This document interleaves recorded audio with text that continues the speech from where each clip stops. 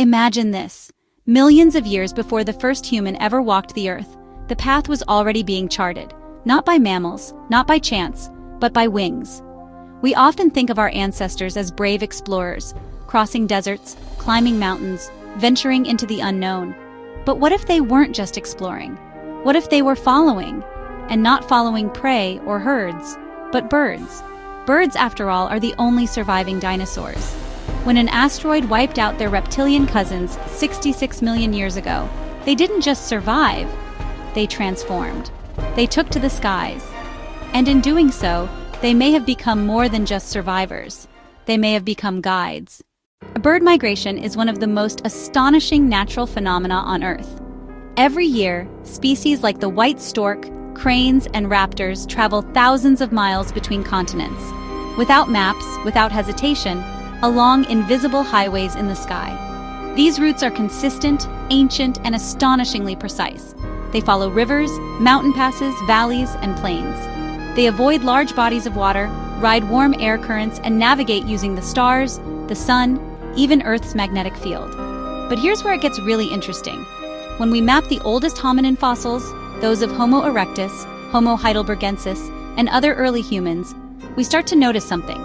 These fossil sites line up, almost eerily, with the same narrow corridors that birds have followed for millions of years. Take Dmanisi in Georgia, one of the first human sites outside Africa, dating back 1.85 million years, or Atapuerca in Spain, Jokudian in China, Kubifora in Kenya, South Africa, Morocco, the Levant. These places aren't random. They sit squarely along the same migratory flyways birds still use today. Coincidence? Maybe, but maybe not. The white stork, for example, has two major migratory routes. One passes from Eastern Europe through Turkey and the Levant, down the Nile Valley, into East Africa. The other runs from Western Europe across the Strait of Gibraltar into West Africa. These are the same choke points early humans used to leave Africa and spread across Eurasia. Why? Because they offered reliable water, food, and mild climates, just like the birds knew. It gets deeper. The lineage of the white stork stretches back more than 25 million years. These migration routes didn't just predate modern humans, they predated the entire Homo genus. Birds had already spent millions of years perfecting the most efficient paths across continents before our ancestors ever stood upright. And what do birds need to survive these long journeys? The same things humans do: fresh water, safe terrain, seasonal abundance. Wherever birds flew successfully, early hominins could survive too.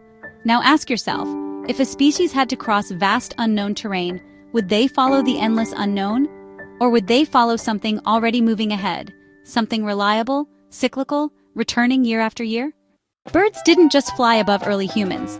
They were the environmental scouts, the original navigators, and perhaps the silent cartographers of the human journey.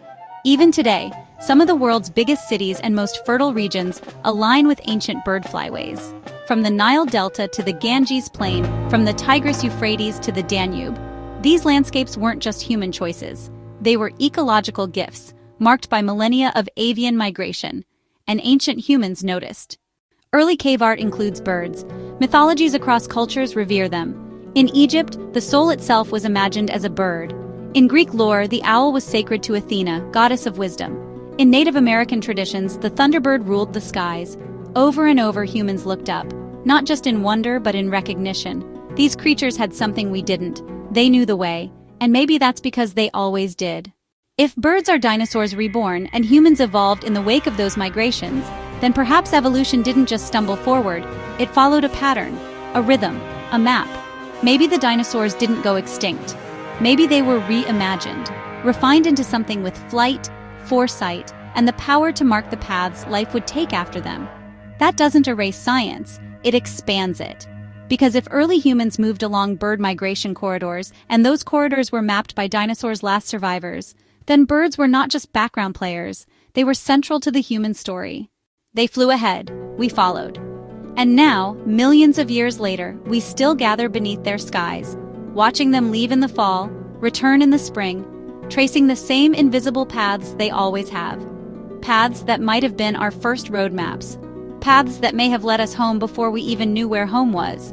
Maybe birds weren't just part of evolution. Maybe they helped write it.